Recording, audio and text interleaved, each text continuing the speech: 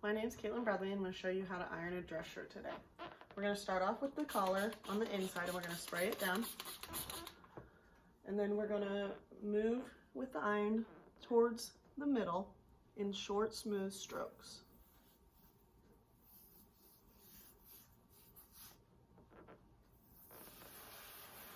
You don't want to go the full length of the collar because then you're more prone to wrinkle it.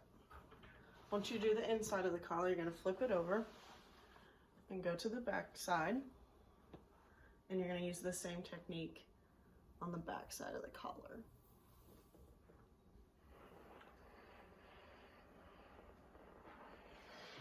Once we're done with the collar, we're going to move to the cuffs on the shirt.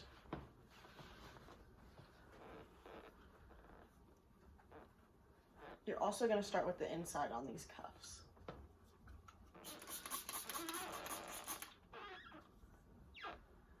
And you're still going to move in short, smooth strokes, starting in the middle or going towards the middle.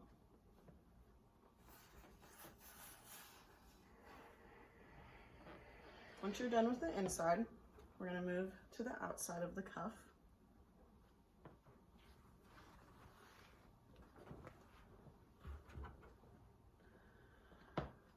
This can be difficult because of the buttons, and you want to make sure that you move around the buttons, avoiding making the buttons leave any marks on the shirt.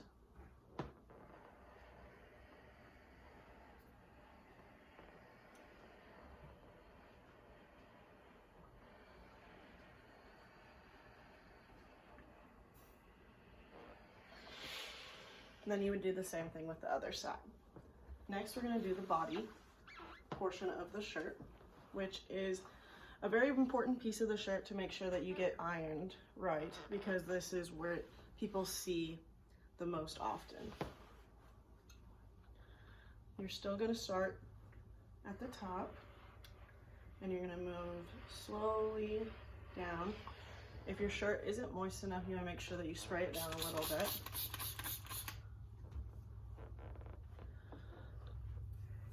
And it's okay if you need to pull on the shirt to make sure that's in a flat spot. Just make sure that you're being safe and not having your hand too close to the iron.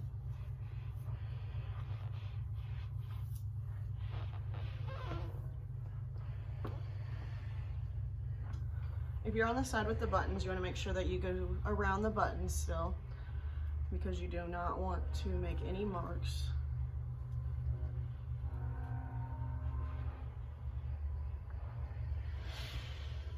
And then you would do the same thing on the other side of the shirt. After you've done the body, you're going to move to the yoke, which is the piece on the back directly underneath the collar that goes along the shoulder blade of the shirt.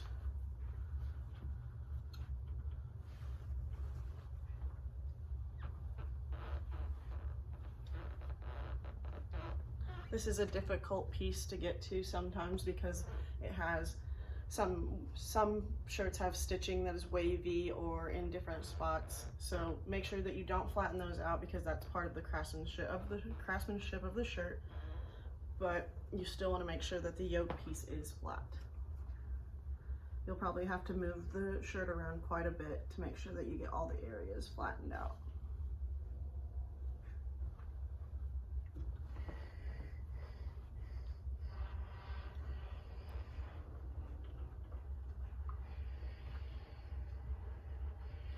After the yoke, we're going to move to the back of the shirt.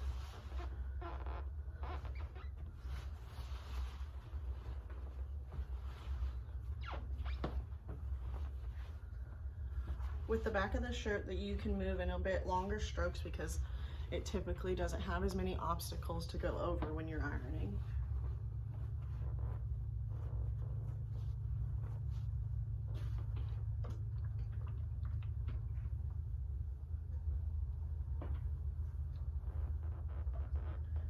If your shirt still isn't damp enough after being sprayed down, you can spray it down again.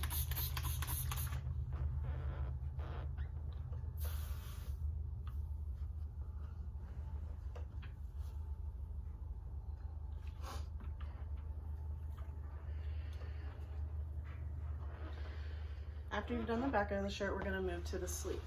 And the sleeve can be very difficult because you're trying to iron two pieces of fabric at the same time.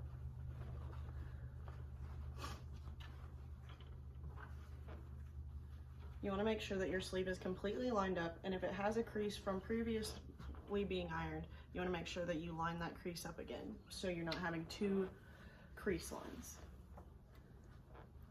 You're going to start at the top near the armpit and move in short, smooth strokes.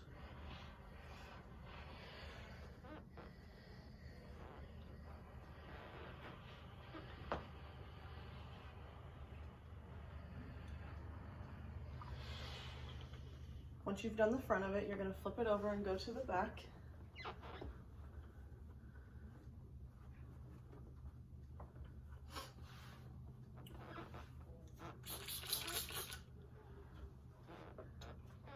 Then you're going to do it from the top and go towards the bottom again,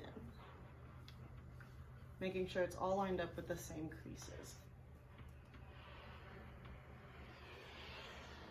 And that's how you iron a shirt.